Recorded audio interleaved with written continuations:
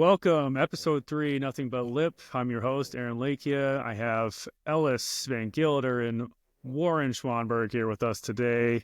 What's up? What's up? We are missing our fourth cohort, Brandon, but he's been busy, so we'll give him some on here. But you'll have to mute that out. So, but anyways, today we are going to talk about and we'll recap TGL from last night, and we're gonna do quite a bit of stuff on all things Ryder Cup. That's coming up, so we're really excited to see what's going on with that.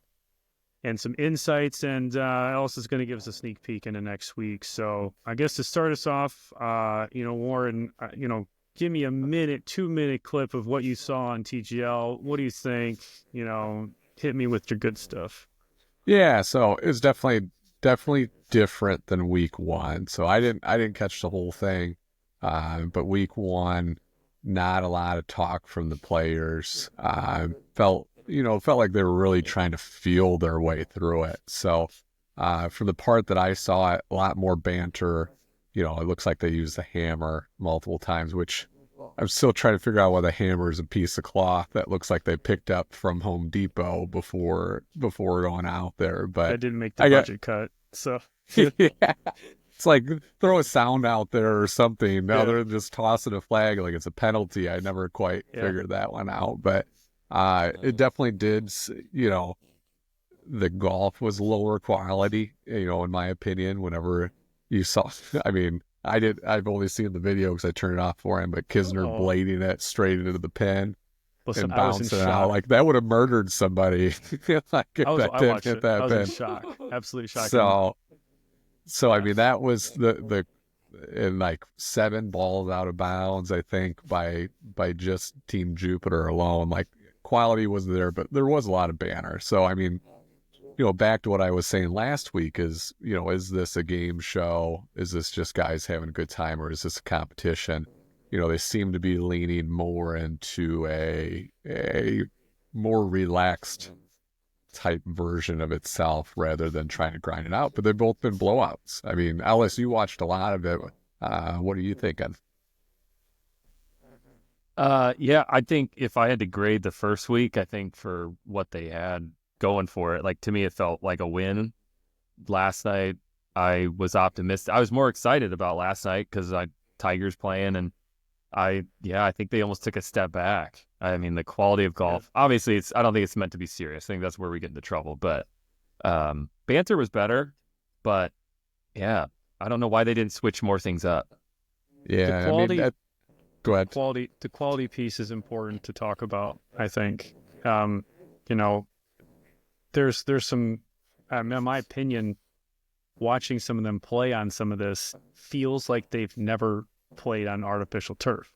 And you would think, like, listen, like if you were going to go play, like any of us were going to go play on there, right? You would practice on the artificial turf. It looks like they had never hit on that simulator prior to yesterday. I got to be honest. And you can tell too, because Kisner was like, what the heck? I hit 100. I know 190. I hit 190. And he's like in the water, right? Like, okay. I think it was 30 yards short on that shot. It's like a 100-yard shot. Well, either the system is wrong or you really suck. I don't know. Like, it wasn't impressive, right? It wasn't impressive. So I'm with you, Warren. Like, either they're going to go for a spin-off of golf, right, which is like a relaxed, casual, whatever. But the banter really wasn't that fun to watch. I don't think so. I thought it was more. Fun. It was better than the previous week. Okay, the banter was there. But then I also was expecting to be like awed by like their drives, right? Or like, but it wasn't really awed. It just felt, So it's not a great showcase of the skill. Right, so if you're trying to showcase skill like you watch on a week-to-week basis on real golf, grinding it out and do all this stuff, it's not a showcase of that. It's just more. It's meant to be like, hey, it's the four of us out playing golf together and bickering at each other, and that's kind of what's trying to drive it right now. But that again leads into the game show, right? Show me skill, show me something I'm not going to see any other time. That's a good way to put it, because you like what makes it so exciting to watch on TV for normal golf, right? Is I like to see somebody hit in the fescue and they got to hit some crazy ball, right, and get it to stop on the green or something, right? But none of that really, it's not really in play, you know. So I don't know. Yeah. Well, good. What do you think? I got a couple more thoughts. I think, are we kidding with Kevin Kisner? Yeah. I mean, I think he couldn't get over 150 ball speed off the tee. I think he alone had 4 OB shots. I mean, I know we talked about, he literally missed the green on a par 3, and the green was gigantic. I mean, here's what I think too. And I was thinking back, like when they selected these teams, this was last year, and because remember, like the stadium had like a roof collapse or something, so they had to like delay this year. So something tells me Kiz was in some sort of good form, but now, I mean, this guy can't play golf. So I don't know. Does he get demoted? Do we get to like substitute somebody out for him? Or but yes, that's Tiger, why they got 4 guys. You know, they're might not be active over the next couple weeks, but as Aaron was just about to say, like Tiger wasn't the same either. I gotta be honest, the putts that Tiger had were horrible. He was like stabby. Like, did you see that? Now, granted, and this is my thing. Like, clearly they hadn't putt on the green, because if they had, like, I mean, it's tough to. I think it's tough to read artificial greens. I really do. I think it's difficult with to lights read only coming greens. One direction, right? So outside, you got light in one direction. You can check shading and see stuff. You can't see some of the stuff, right? So that's one thing. Like, you know, I don't know. It didn't really feel like they really. I don't know. So I think there's a learning curve there, but how they choose to go about it from here on out is interesting, right? I'm really hoping. Let's face it. I want to watch Rory hit. I want to see him hit 191 ball speed. Right? That's what I'm here for. Not see Tiger limp around and, you know, Charlie make fun of his dad. You know, like. So I don't know. Yeah. What else? You got anything else for this TGL recap? I think there was obvious tech issues. They can't go on record and call it out, but I think something tells me there was some weird tech issues, because it wasn't just 1 or 2 guys. Okay. There was multiple shots. I think Max Home on the last one was like, how did that go 40 yards left? Like, he cuts the ball. He was not happy with his, like, he said he tugged it, and he's like, I didn't tug that. Now, so what I wanted to say to the TV was like, yeah, welcome to like amateur simulator golf. Like, we struggle with this all the freaking time. The thing's broken, right? Yeah. So welcome to our world. Which, if Tiger's trying to sell this new simulator, it's not a real good look, right? No. I mean, that's some of the profit in this company is them trying to sell the simulator. I mean, that's not the best iron player in the world blows the green by 40 yards with a 9-iron or a wedge. Like, I kind of doubt it, but hey, since we don't have wind, that's the variable. You got to deal with the random tech issues. Did they not add any kind of weather elements into the simulator? No. There's nothing. So, like, they're just playing a single whatever elevation, no wind, no nothing. Then just that's what I'm saying. Make it more interesting. Like, put 50-mile-an-hour winds and put it across wind and make them try to hit some wonky shots. I agree. It'd be kind of cool to see something on the TVs that they have there that says, all right, like, or even like have the other team choose the stats for the next hole, right? And they actually like change the simulator stats, and then they, like, you know, you could like essentially play to people's advantages, like cuts and draws and stuff like that. Like, that would be a lot of fun. To me, that would be more exciting to see them go up there and say, all right, I got to play a cut into this 30-mile-an-hour wind, right? And then actually simulate that, and then you have to hold the green. Like, to me, that's interesting. It's not just go up there and hit the ball. So we'll see. Yeah. Well, and as a commentator, like, you can draw that up, right? And sit there and say, hey, this is a simulation of a straight ball. This is how much he's going to have to act like he's hitting it left to make this go straight. You know, and they'll show a second curve that's 30 yards left and see if they can execute it. So, and to me, lean into the game show part of it, and that's part of it, right? So, 3 holes, you get to choose the condition or whatever, however you want to work it in. But I think that would definitely showcase skill a little bit more than just hit straight shots into a simulator and bickering. The last thing I would say about it is the triples is fun. like the alternate shot, you're rotating, you get to see each guy hit. When they come back from intermission, they go to the singles. To me, that's it. That's where it loses steam. That's when I start going like, how long is this thing going to last? Especially when the score was jacked up.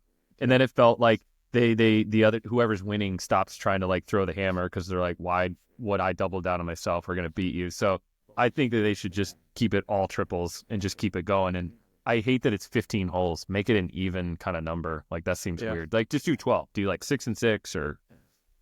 Yeah, I think the number is off, right? They ran long by what, 20, 30 minutes. And I agree with you as far as the hammer. I mean, if you play that game in real life, right, you can double down on every hole. Like, I mean, they call it, whenever I've played it, we've called it press, right? Yeah. So you can press at any point. You don't need the hammer to press. Like any hole that you feel like you can have, that you have an advantage on, you can press and push it. And I think that would almost be more interesting than having it move back and forth.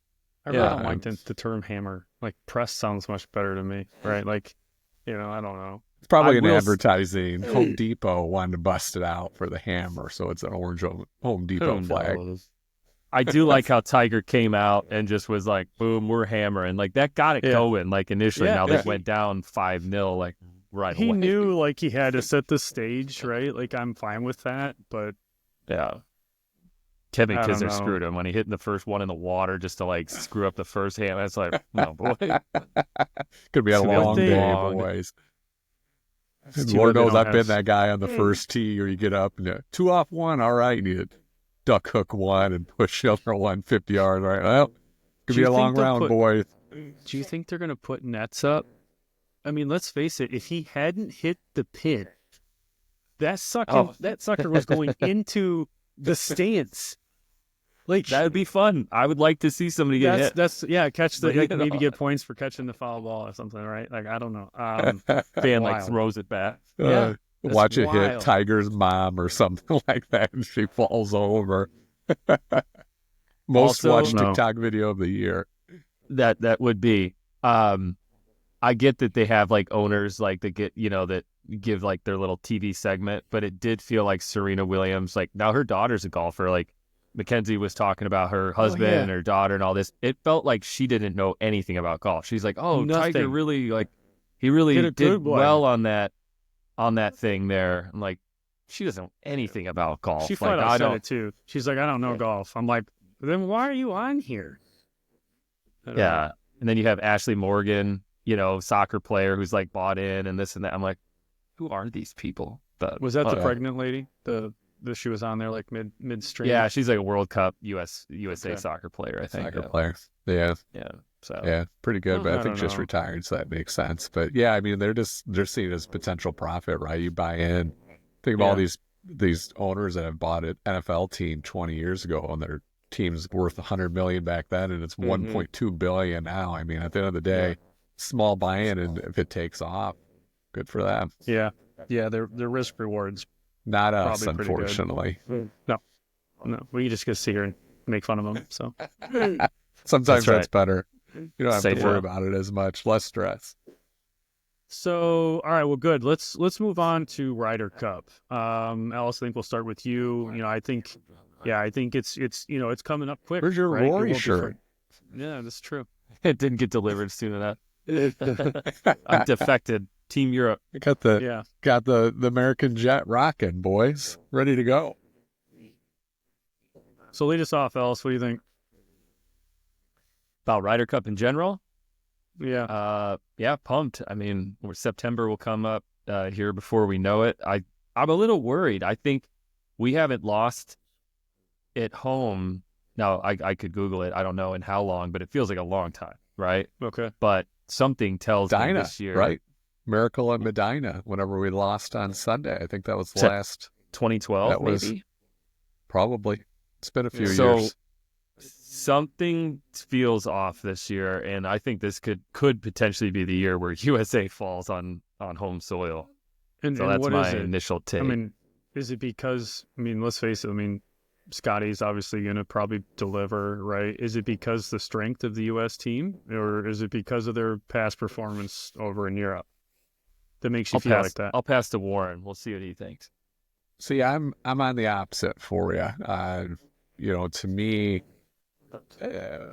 the athletes in the United States have just continued to improve. Now, that's not saying Europeans haven't, but you're getting bigger, faster, stronger kids. And the American side, I mean, you got Xander, who's obviously won 2 of the majors last year. You got Scotty that won 1 of the majors last year, and Bryson, right?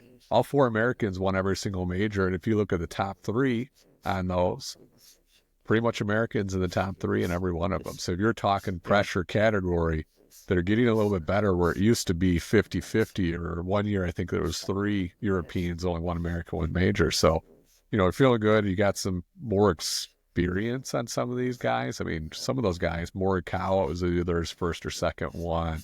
Sahith Theegala, that was his first one. Tony Finau out there. So, and last year, the last Ryder Cup, the one thing that felt off going into it was all the drama around who the captain picks should be, right? You had Thomas and Spieth, and they're the guys that had carried the team for years and played so well together. So there was that obligation. And then they went out there and lost almost every match. Keegan, right? He's the one that got shafted. There ain't no way he's doing that again this year. So, it feels good that it'll be a little bit more fresh. A lot of the old Europeans that carried for years, they're not there anymore. Granted, most of them didn't play in the last tournament as well, but it just feels good. And the thing I was talking to my wife about it, whenever you play on home soil, they manipulate the course like crazy, right? So on Americans, they're trying to get everything to a wedge. Where you go overseas, they're trying to narrow the fairways and require precision off the tee and 5 and 6 irons all day long rather than any wedges. So home field advantage just seems so huge, which is why nobody at home has lost except for maybe 1 or 2 times the last 30 years. Good points. I like what you said too about I really didn't think about the home court advantage, because you're exactly right. I mean, the U.S. team versus the Europe team, just on driver distance alone, it's got to be substantial. And maybe not so much accuracy, but you put maybe not Rory, right? He's got some distance, but anyways, what do you think, Ellis? Yeah, I mean, I'd like to see the U.S. take it home, but I mean, there's no doubting Europe wants it more. They always want it more. And I think that, I mean, we've got a more talented team. I would say we're more talented, but we're prima donnas. And I think that until we can get past that point of it, and honestly, it feels like the U.S. chokes. Like when now not in majors perhaps, but in the Ryder Cup, these guys who should perform just don't perform, and then they blame other people. They blame their coach, and I feel like Europe doesn't do any of that, but. Maybe this is the year Keegan turns it around. I don't know. Yeah. Is it the camaraderie, maybe? Like they just don't know how to do it, and it's a team? I mean, listen, I think the choking part comes on European soil, right? The last time the Ryder Cup was here was Whistling Straits, and we won by 12 points or some crazy number. Yeah. Like it was over by the 4th or 5th match out on Sunday. At home, it feels like an aura of invincibility. And then whenever it goes over to Europe, they lean into this, it's our territory. Everybody's counting us out, and they kind of come with this huge underdog mentality where the Americans have all that pressure because they haven't won over in Europe in 30 years, whatever the number is. And, they come with all that pressure, and you're right. They do crumble a little bit, but at home, I don't see that same pressure happening. They've dominated. It's set up the way for them to play particularly well, especially with the wide fairways and low cut roughs. But I mean, who are you guys thinking? You got what, six picks on the American side and a little bit more on the European side. So obviously the one thing, we're far out now, right? There's obviously all tournaments up to August count for the Ryder Cup standings. But who are you guys looking to see added? Who are you thinking are going to be the top 6, Ellis, and who do you think they're going to pick outside of it if you were to try to guess this far out? Oh, geez. Well, I mean, I think top 6, you're probably going to have Scotty is going to be there. Wyndham will be there. Xander will be there. Did I say Colin Morikawa will definitely be there? I think, even like a guy like Tony Finau probably creeps up. I'm more interested in like the top 6 and the top 6 through 8 or whatever will probably shape up the way it did last year. Now our picks, though, if some of these guys stay outside of this top 6, here's who I would almost suggest. If Homa's not there in the top 6, which he likely would be, we got to take Homa again. He's a fighter. I'm taking Sahith and Akshay Bhatia as the new Jordan and Justin Thomas. Because when those guys, and I know Warren and I have talked about this at length, but when those guys get hot, they're hotter than anybody, and they play well together. So I think you team those two guys up, they could take down a lot of boys. And then I think we'd absolutely have to take Bryson. And then I'm selling Brooks. I'm out on Koepka. Yeah. Listen, I like Brooks too. Like I think it's fun to watch him when he's playing well. He's got that cocky attitude. He kind of like essentially kind of takes over things. But with the live thing, right, I don't get to see him. I don't watch him much. And I think that he's gotten soft over there, right? The competition's not there. And it just, I kind of just like he won those majors, went to live, and is kind of out of form, honestly. What do you think, Warren? To me, the tournament, the way the Ryder Cup set up it's all about making birdies, right? So that's one reason I think Scotty has actually struggled a little bit more with the Ryder Cup. I mean, granted, he does have a great birdie average on tour. I'm not mouthing him, but he's more of a mistake-free player where you really want those streaky guys. So, I mean, when you were saying Bhatia, Sahith Theegala, like whenever I'm watching them on TV, it seems like they're hitting some great shots and going after pins. And that's what I like, especially on foursomes, right? And we've always struggled on alternate shot more than foursomes. But at the end of the day, I want to see birdie makers. So, those two names that you throw out there, I love them. Sam Burns, somebody that is in form, is great to watch. Zalatoris is a guy that when he's hot, the man can make some birdies when he's healthy. So to me, it's all about form going into it, though. Too, that's one. I think the last mistake we made, right? We picked Thomas and Spieth, even though their form was off, and they played terribly. And I think Sam Burns was even that same thing, even though I think he was top 6. So you really got to look whenever August comes around. You got to see who's playing well and making a lot of birdies. Yeah. And I think that's going to be more of a telltale sign. But this far out, I like guys that make birdies. At the end of the day, it's hard to win a hole, but it's a lot easier to win it with a birdie. Well, should we talk about the Europe team? Yeah. Obviously, we got Rory, right? What is Ludwig? He's eligible, right? Oh, yes, he's good. Oh, yeah. I can't remember where's Victor from? He's Sweden. With the double pump. Holland. I've been practicing the double pump. He's a guy that's all about form. When I was talking about going into it, when he's playing well, But gosh, the last 2 years been a disappointment. So I guess I'll let at my side, obviously you got Roy. You're going to have to pull Tyrrell Hatton and John Rahm. Fleetwood is probably obviously always out there. And then you got to get a lot of the younger guys. You got to bring back the Højgaard boys. They could, I swear they're so identical. You could swap them in and out, and you wouldn't even know which one hit the last shot if they're playing alternate shot.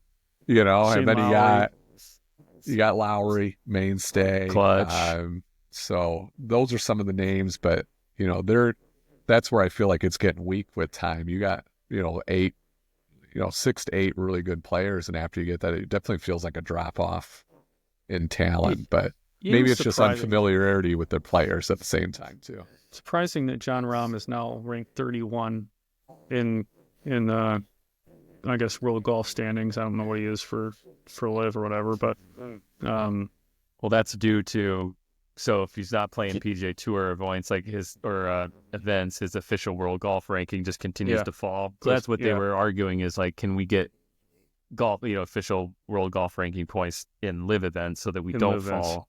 I mean, there's no doubt he's got to be a top 5 player in the world if he's really, if he's healthy and he's playing. I would agree too, if he's healthy and things like that. So I would agree with that. Yeah, so, honestly, I see him being one of the biggest resurgences this coming year. You saw at the end of the live last year, he ended up winning, I believe, the individual competition. Won a couple tournaments towards the end of the year, and I was reading, I think, an article today. I didn't realize like his wife was having a bunch of complications with the pregnancy in the the middle part of the year, which basically was like, hey, at the end of the day, it's golf takes second compared to this. And that's why I think a lot of the form really kind of fell apart, because I agree with them. At the end of the day, life comes first. Oh, yeah. Yeah. Did you say Justin Rose? I think he's got one more Ryder Cup in him. I mean, maybe 2. But listen, I mean, we talked about the TGL already. He can ball. I think Rose is really still talented enough to do this. I think he's got maybe more than one. Maybe. I don't know. How old is he now, you think? 44. Yeah. I think. I was thinking maybe he's 46 or something. Tim and Adam Scott, I swear to God, those men don't age. And the golf swing's just beautiful every time. 44. I model my swing. 44. Adam Scott would be the swing that I had. And he's been in, isn't he the one that's been in a consecutive major streak for umpteen years too? He's made every single one. And it's pretty cool to see. It makes you jealous that you can stay healthy and have that good of a swing for that long. But he's a beast. Yeah, he's still playing with all the younger kids, right? Same tees, right? It's impressive. I mean, him and Tiger are got to be about within 5 years of each other, and Tiger looks like he's got arthritis in every body part. Yeah, and he's out there, playing basketball. It's cool. We have a few minutes before we move on to a recap for next week. My question is about Tiger before we go. Is he going to play in some of these majors this year? What do you think? I mean, he didn't look all that good. And he barely walked out of the locker room. I think, I guess on my hot take on it, he'll play, but that's a relative term of he'll attend the tournament. He'll Masters, since 65 people make the cut, 90 people are in the tournament, and 15 of them are older than him. He's probably going to make that cut. But those other ones, I mean, you saw it last year. He couldn't get through it. Now, would I like to see it? Absolutely. Yeah. It's just he doesn't seem to be the same player on a consistency level that you need to be to hang with the rest of the guys. What do you think, Ellis? He'll play the Masters. I think he'll play the Masters for forever. And if he feels healthy enough, he'll probably throw in. He likes playing the Open Championship, so I mean, I can see him going over there just to. It's an easy walk. It's flat. That's what I was going to say. Ball runs forever. I think he likes playing over there, so he'll probably do that. I don't see him winning anymore, but I think he cares enough about the game and growing the game and TV ratings and all that, where he knows if he doesn't show up, they lose a huge percent. So I think he cares enough, but I don't see the fire.